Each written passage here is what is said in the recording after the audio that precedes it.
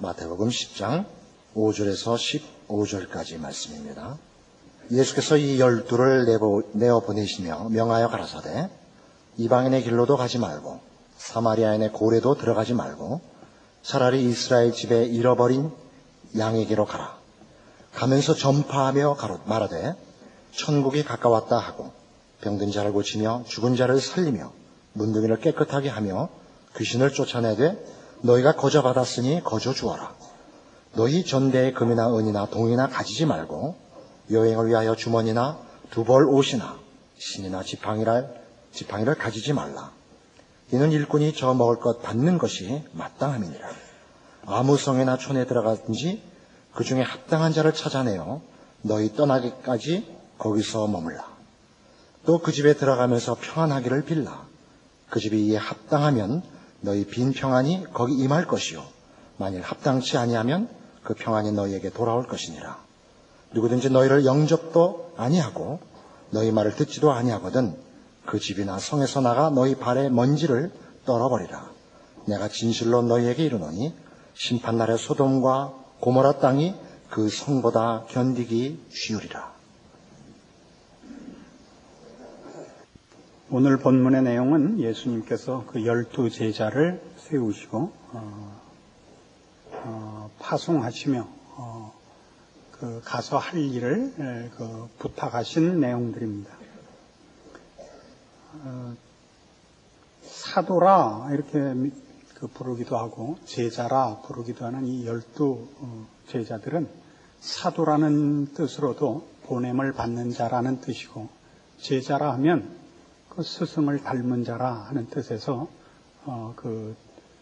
이 12 제자의 기본적인 이해를 그 이름에서 가지게 됩니다. 이 12 제자를 보내시는 이 내용을 보면 그 앞에 9장 36절 무리를 보시고 민망히 여기시니 이는 저희가 목자 없는 양과 같이 고생하며 유리함이라. 이에 제자들에게 이르시되 추수할 것은 많되 일꾼은 적으니 그러므로 추수하는 주인에게 청하여 추수할 일꾼들을 보내어 주소서 하라. 에 이어진 것입니다.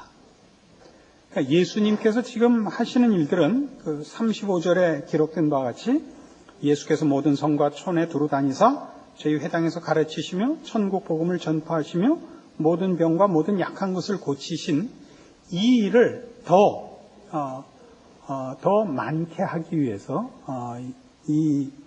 그 12 제자를 보내시는 것입니다.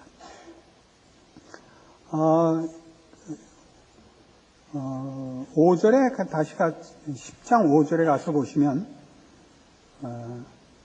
가서 뭘 해야 되느냐 하는 이제 이방인의 길로도 가지 말고 사마리아인의 고을에도 가지 말고 이스라엘 집에 가서 7절 가면서 전파하여 말하되 천국이 가까웠다 하고 병든 자를 고치며 죽은 자를 살리며 문둥이를 깨끗하게 하며 귀신을 쫓아내며 내되 너희가 거저 받았으니 거저 주라 이렇게 말씀이 나오죠.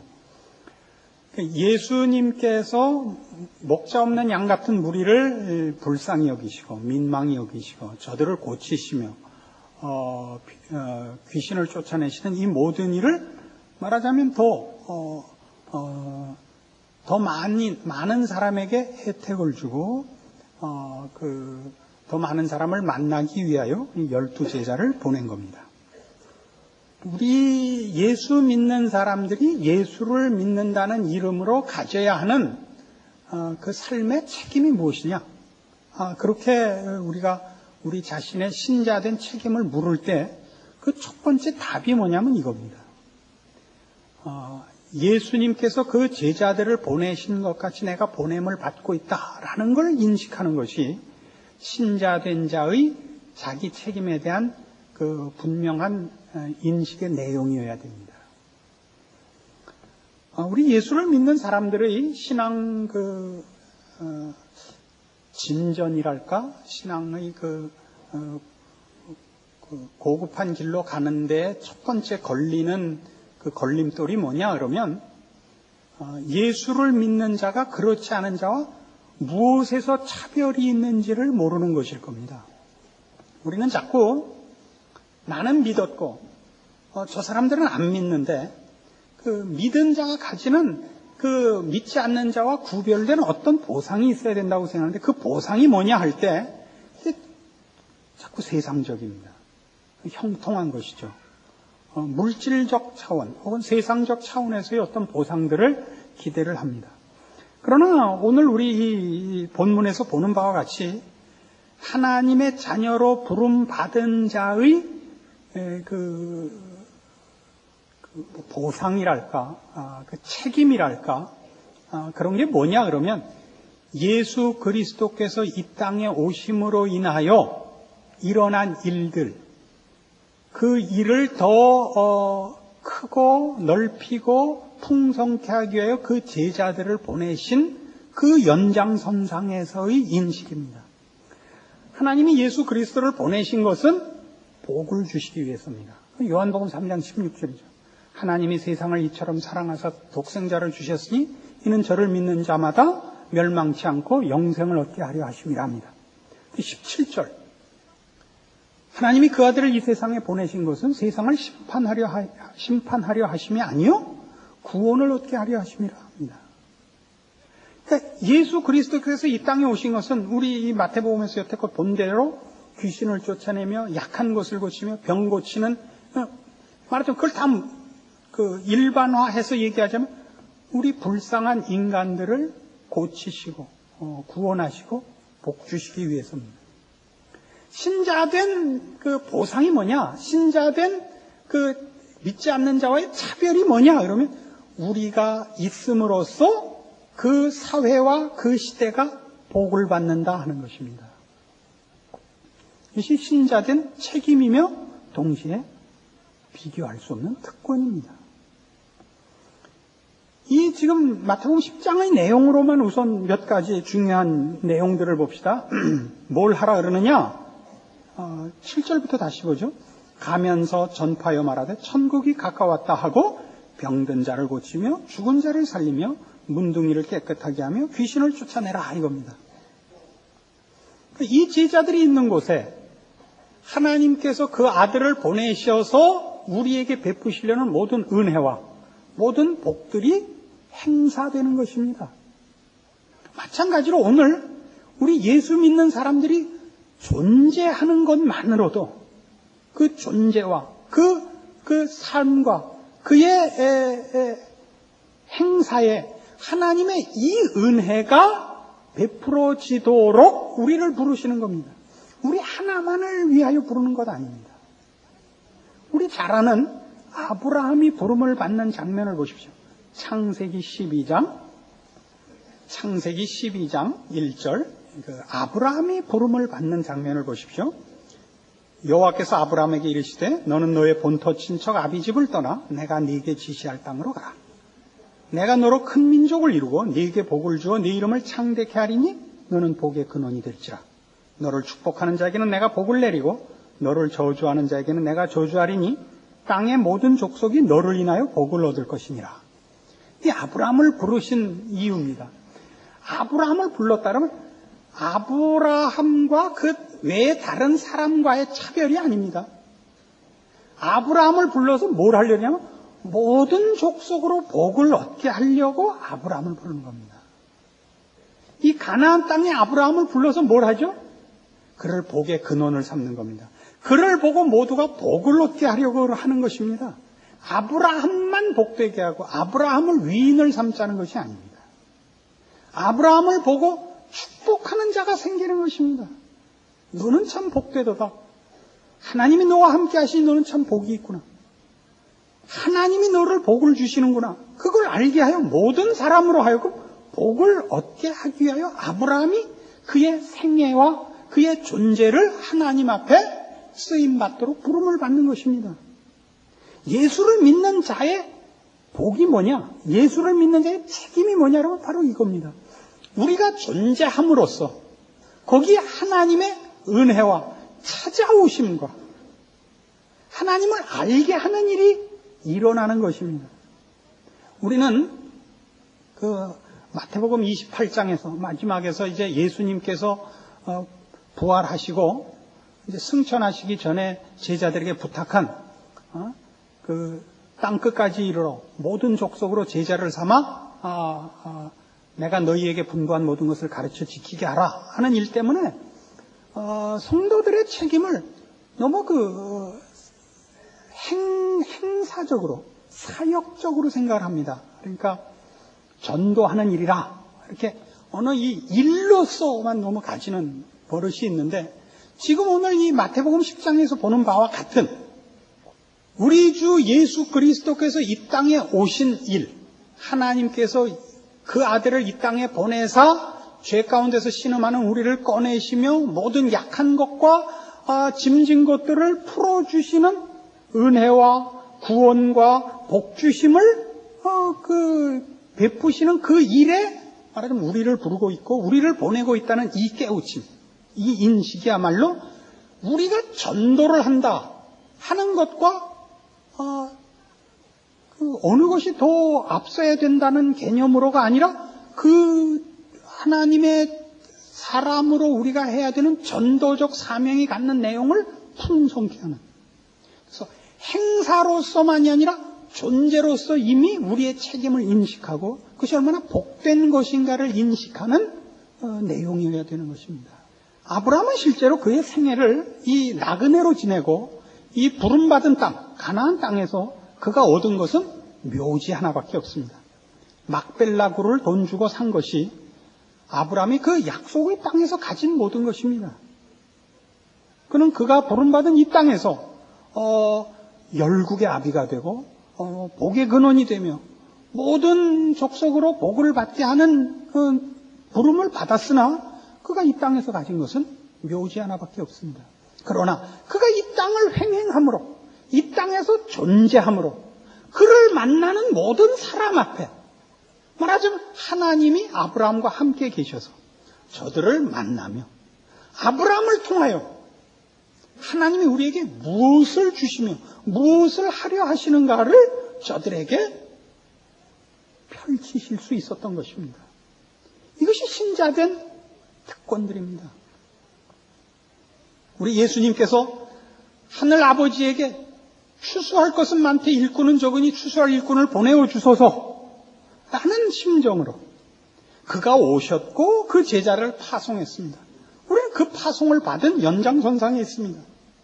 우리가 예수를 믿음으로 말미암아 저 믿지 않는 자들보다 더 잘 살아야 되고 더 형통해야 되고 더 높아져야 되는 것이 아니라 이미 높아져 있고 이미 가지고 있는 것입니다. 그의 자녀임으로 이미 베드로전서에서 표현하는 식으로 하면 우리는 이미 왕 같은 제사장인 것입니다. 우리가 있는 곳에 하나님이 계시며 우리의 삶에 하나님이 간섭하시고 인도하시고 보호하심으로 우리는 다른 사람인 것이 증거됩니다. 우리 안에 있는 하나님의 형상과 우리 안에 있는 거룩으로의 인도함을 받는 신자된 구별이 우리의 존재와 우리의 삶에서 여러 모습으로 증거되며 저들의 영혼을 찾아가며 저들의 마음의 문을 두드리게 되어 있는 것입니다. 기억해 보십시오. 소돔 고모라를 멸하러 오신 하나님이 아브라함과 먼저 만나십니다. 아브라함에게 이제 소돔 고모라를 멸하러 하신다 말씀해 주십니다. 아브라함이 묻지요. 거기 의인 50명이 있으면 저들의 죄가 많은 것을 인해서 같이 벌을 주실 겁니까? 거기 의인 50이 있으면 멸하지 않겠다. 죄송합니다만 그 10명이 모자라면 어떡하시겠습니까? 그래도 내가 안 하겠다. 40명이 있었잖아요. 그래서 어디까지 깎았어요? 10명까지 내려갔습니다. 거기 의인 10명이 있으면 어떡하시겠습니까? 10명만 있어도 내가 소돔 고모라를 멸하지 않겠다였죠. 우린 그렇게 서 있는 겁니다. 이 세상은 죄악이 관영하며 죄가 주인 노릇하는 것입니다. 각자가 다 의가 뭔지 진리가 뭔지 무엇이 마땅한 인간의 삶의 모습인지 모르고 살고 있습니다. 자기를 위하여 이웃을 해하며 자기의 욕심을 위하여 여러 가지 범죄를 감각 없이 행하는 것이 세상입니다. 이 세상은 망해야 마땅합니다.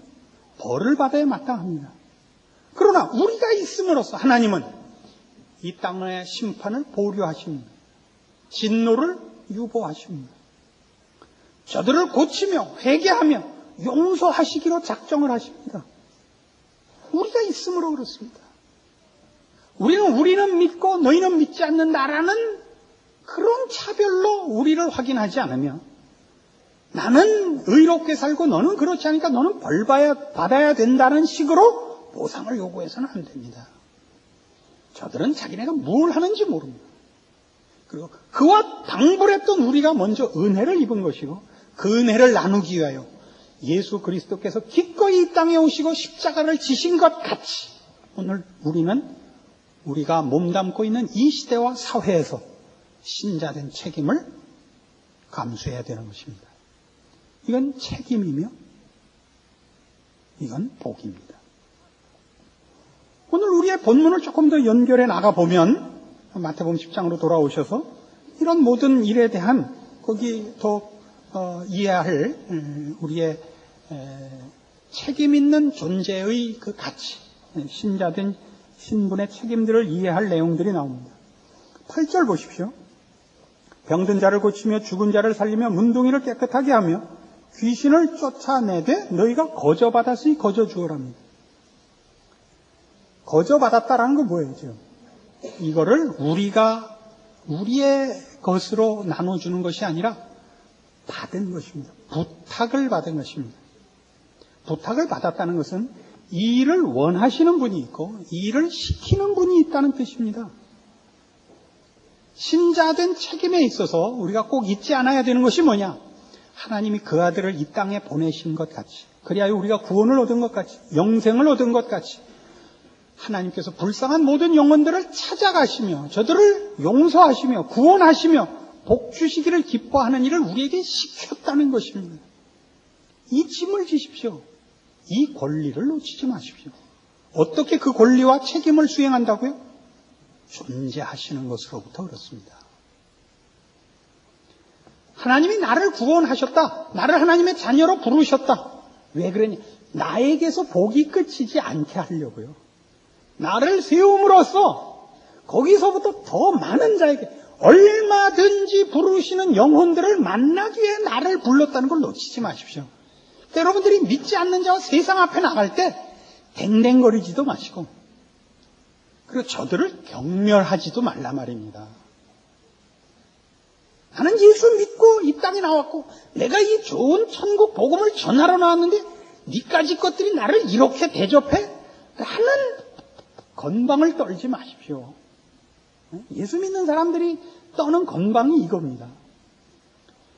겸손과 신실함을 표방하고 있지만 그렇게 표방한 이면에 내가 얻은 구원, 내가 안 이 진리를 너에게 나눠주러 나왔다는 그 거만이 아주 뿌리 깊이 있습니다.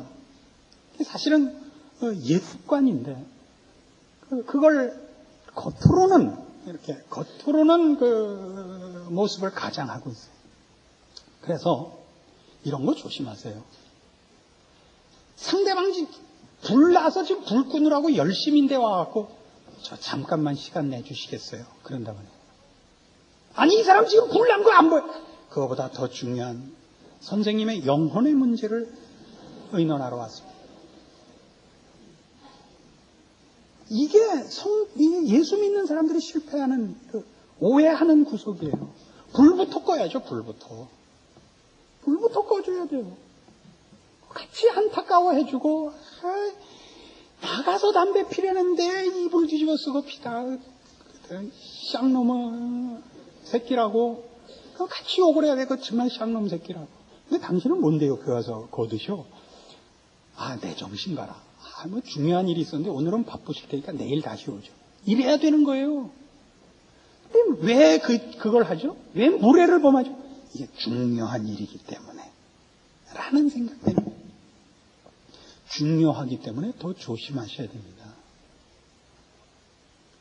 내가 이 중요한 걸 하러 왔기 때문에 무례해도 된다고 생각을 하는 거예요. 무례해도 된다고. 하나님이 은혜를 베푸시고 긍휼과 자비로 우리를 찾아오셨다는 것이 무슨 말인지를 모르는 거죠. 그래서 예수 믿는 사람이 하나 있으면 모든 사람이 그를 보고 하나님을 발견해야 되는데 예수 믿는 사람이 하나 있으면 그 길을 막아요. 그게 누구죠? 그게 지금 이 시대 바리새인들과 서기관들인 거예요. 너희는 천국 열쇠를 받고도 그 문을 닫고 너희도 안 들어가고 남도 못 들어가게 한다. 믿는 자 됐다라는 자기 자신에 대한 자기 존재의 인식이 이 십자가를 기꺼이 지신 예수님, 그가 은혜를 베풀고 구원하고 용서하러 오셨어요. 자기 몸을 제물로 바치러 오셨지만 그가 어떻게 겸손했는가, 어떻게 우리를 편들었는가를 이해하지 못해요. 그래서 신자된 존재는 이 어린 양으로 오신 예수 그리스도의 모든 그 자세와 그 성품과 그 모습들을 놓치지 않는 것으로서 이렇게 형성이 되어 있어야 하는 것입니다. 하나님이 교회를 세우시고 거기 믿는 성도를 부르시는 것은 하나님이 그 시대를 불쌍히 여기시고 그 시대에 대하여 심판하시기보다 복 주시기를 기뻐해서 그런다는 증거입니다. 여러분이 예수 믿고 여러분이 예수 믿어서 무슨 좀 괜찮은 거 하고 있거든. 뭐 말하자면 11조를 제대로 한다. 무슨 기도를 열심히 하고 성경을 열심히 본다. 그리고 뭐 구제한다. 그러거든 댕댕거리시면 안 되는 거예요. 늘 얘기하지만 예수 믿은 신앙이 고급화되고 신앙이 열심으로 가면 갈수록 더 철저히 섬기는 자의 자세로 가는 거예요. 더 섬기는, 더 빚진 자, 더 종 같은 모습으로 가지, 눈에 힘을 줘서는 안 돼요. 오늘날 우리 이 시대에 예수 믿는 자들이 잘못하는 것 있다면 이걸 거예요. 내가 예수 믿게 된 것이 무엇을 의미하는가를 모르는 거예요. 받은 것 주는 거예요. 지꺼 주는 것 같이 구면 안 돼요. 9절 이하 이렇게 됐어요. 너희 전대 금이나 은이나 동이나 가지지 말고 여행을 위해 주머니나 두보롯이나 신이나 지팡이를 가지지 말라. 이는 일꾼이 저먹을 것 받는 것이 마땅함이니라. 하나님의 사람으로 우리가 존재하고 있으면요, 먹고 사는 문제에 대해서는 걱정을 안 하셔도 돼요. 이건 성경 전체가 얘기하는 거예요. 우리 이미 마태복음 6장에서도 봤죠. 너희는 먼저 그의 나라와 의를 구하라. 그리하면 이 모든 것을 너희에게 더하시리라. 무슨 얘기였어요? 우리가 하나님의 사람으로 존재하고 있으면요, 하나님이 그 존재를 연장하시는 일에 대해서 하나님이 책임을 져요. 근데 우리가 존재하기는 일을 연장하게 우리가 노력을 하면 하나님이 그 편을 들어주지 않아요. 왜냐하면 그때 우리 존재는 그냥 살아있기 위한 존재의 싸움이고 세상적 차원에서의 경쟁을 일삼는 것에 불과하기 때문에 그래요. 여러분이 하나님의 사람으로 살면 사는 문제에 대해서는 걱정을 안 하셔도 돼요. 저희 집 사람이 사부에 올 거니까 지금 얘기를 해야 될 게 하나 있어요. 저희 집 사람의 고민은 언제나 이거예요. 이렇게 살다가 나중에 은퇴하고 나이 들면 뭐 먹고 사나. 이 끊임없는 걱정이에요. 그럼 그저 뒤에서는 잘 안 들리실 텐데 나중에 녹음을 해서 들려야 될 텐데. 그 장로님이 뭐라고 지금 논평을 하셨어요? 훌륭한 목사님이라고.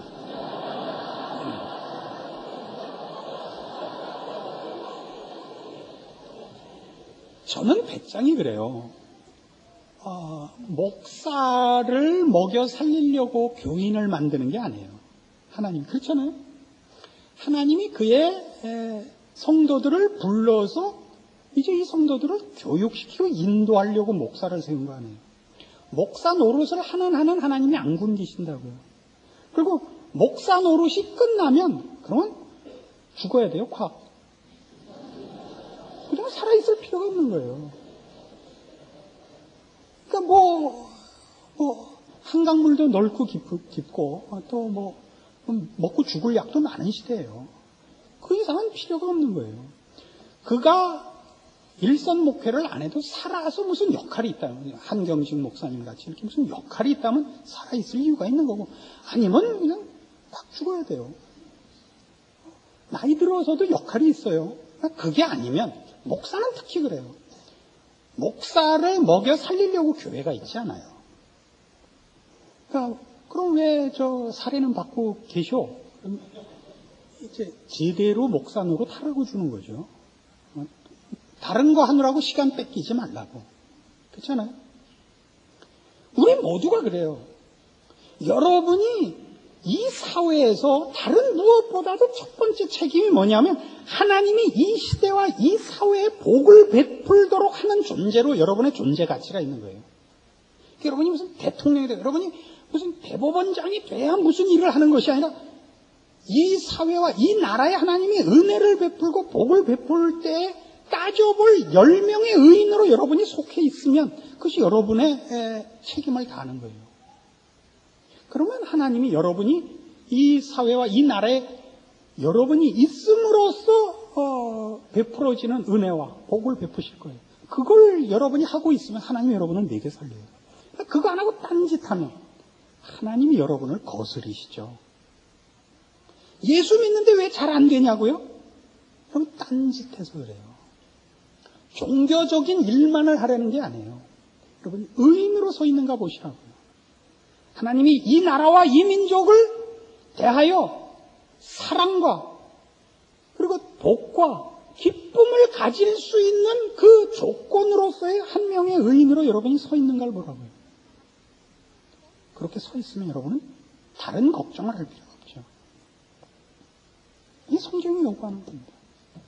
이게 얼마나 중요한 임무냐면 오늘 본 본문 마지막에 나오는 바같이 14절 누구든지 너희를 영접도 하지 아니하고 너희 말을 듣지도 아니하거든 그 집이나 성에서 나가 너희 발에 먼지를 떨어버리라. 내가 진실로 너희에게 이르노니 심판날에 소돔과 고모라 땅이 그 성보다 견디기 쉬우리라. 하나님은 우리를 그러니까 1차적인 증인으로 세우질 않아요. 우리에게 모든 걸 맡겨요.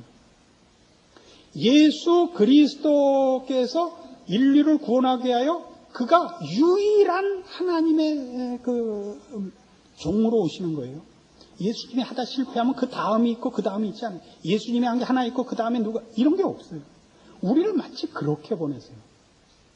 우리를 거절하면 더 이상 제2의 제3의 기회가 없다는 거예요. 우리를 거절하면 그게 끝이에요. 하나님이 인간을 향하여 가지시는 은혜와 용서와 기다림의 기회라는 게 우리가 다라는 거예요. 우리가 사는 시대와 우리가 몸담은 사회에서 우리가 그 하나님이 베푸시는 은혜와 긍휼에 우리가 모든 것이에요.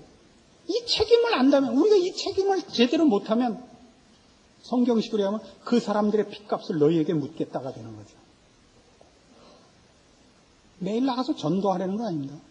매일 저 회사 나가서 아침에 성경 펴놓고 성경 보고 기도하면 이 일을 다 하는 게 아닙니다. 하나님의 사람으로 존재하십시오.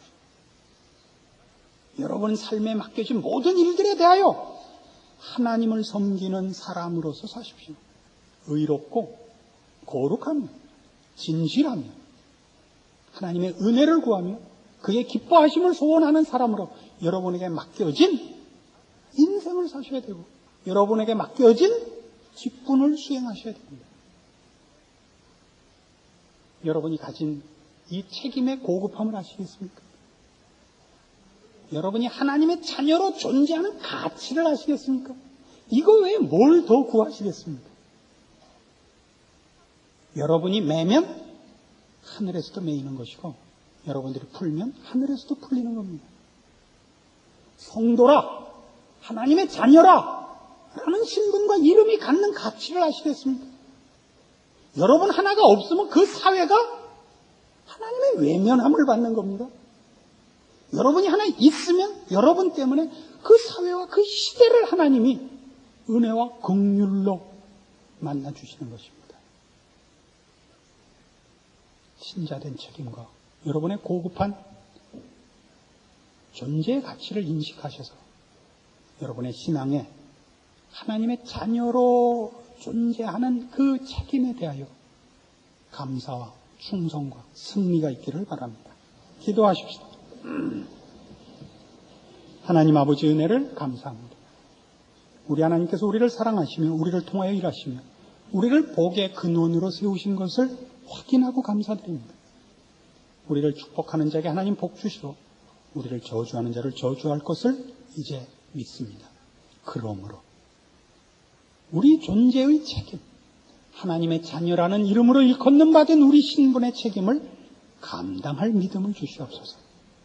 내가 살아있고 살고 존재하는 모든 곳에서 우리가 누구인가를 인식한 하나님의 자녀로서의 승리가 있게 하셔서 우리를 부르신 하나님이 우리를 통하여 더 많은 열매를 맺으시며 기적을 이루시며 모든 영혼들을 나와 같이 하나님의 복된 자녀로 부르시는 그 일들을 우리의 눈으로 목도하는 복을 허락하여 주시옵소서. 예수님 이름으로 기도합니다. 아멘.